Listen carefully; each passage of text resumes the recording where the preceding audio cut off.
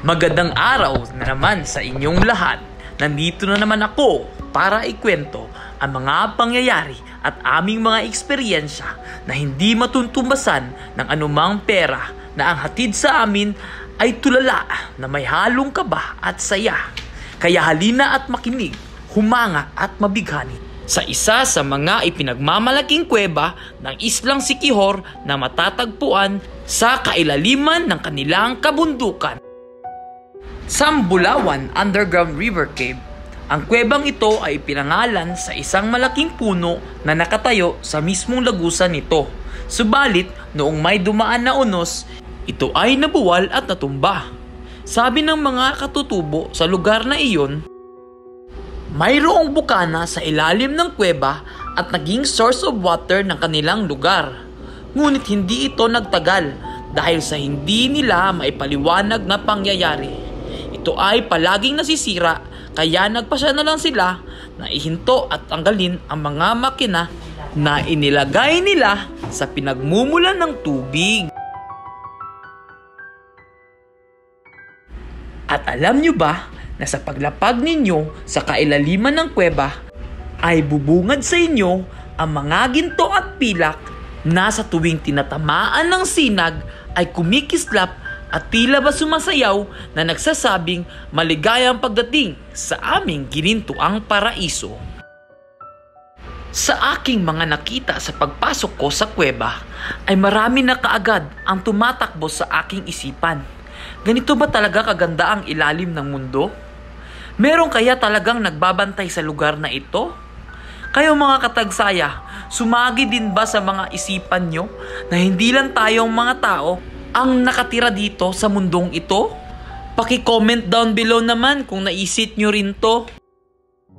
Sa pagdating namin sa ikalawang parte ng aming paglalakbay sa loob ng kuweba, dito ay lalangoy kami ng 200 metro at lalakbayin ang tila parang lagusan ng mga engkanto papunta sa kanilang mundo. Hati ang aming nararamdaman sa panahong ito. Mayroong kaba na may halong sabik. Sabik na makita ang dulo ng kuweba para makita ang sinasabi nilang sobrang napakalinis na tubig na magbibigay sa iyo ng sustansya at magpapagaling sa mga karamdaman mo. Hindi matungkad. 8 to 10 feet din na diya. May panag-goggles ko ba?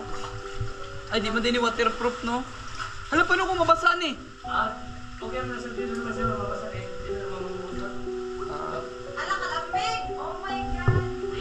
Okay, papasok na kami ngayon sa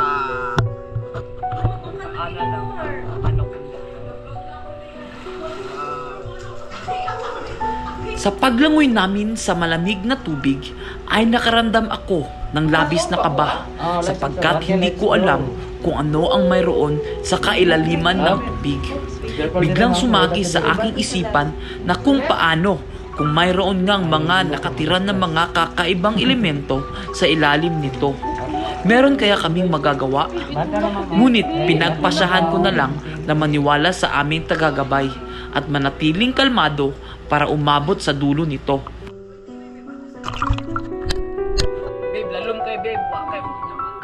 Hindi biro ang pinagdaanan para maabot ang dulo. Nakakapagod din lumangoy para umabante at di maiwanan ng mga kasama mo. Merong mga bato sa ilalim ng tubig na kailangan mong iwasan para di tumama ang iyong mga paa. Nakakapagtaka lang kung bakit itong kuwebang ito ay walang nakatira na mga paniki na sa lahat ng aking mga napuntahan. Kapag kuweba ay mayroon talagang nakatirang paniki. Kaya pumasok na naman sa aking isipan na meron kayang pumipigil sa mga paniki para tumira sa kuwebang ito? Sino o ano ang pumipigil sa kanila para tumira dito? Ang dami talagang mga pangyayari sa islang ito na ang hirap ipaliwanag. Hindi talaga kami nadismaya sa aming nakita. Sulit na sulit ang hirap at pagod kapag nasilayan mo ang dulo. Tubig na kulay asul na tila parang kristal na kumikinang sa tuwing natatamaan ng liwanag. Manghang-mangha kami sa aming mga nasilayan. lalo na sa kanilang mga bato na hugis Buddha. Napakasarap titigan ang mga stalactite na gawa ng ating likas na yaman, na sana ay panatilihin natin at huwag abusuhin ang mga natural na likas na yaman na bigay sa atin ng ating inang kalikasan. Kaya kapag pupunta kayo sa mga ganitong mga lugar, siguraduhing sumunod sa mga patakaran at huwag magkalat o magdala ng mga anumang bagay na ipinagbabawal. At ayun na nga, papalabas na kami ng kuweba. Isa na namang hindi makakalimutang eksperyensya ang ibinigay sa amin ng lugar na ito. Hanggang sa susunod na kabanata mga katagsaya, sana ay nagustuhan ninyo ang aming video. I love you all!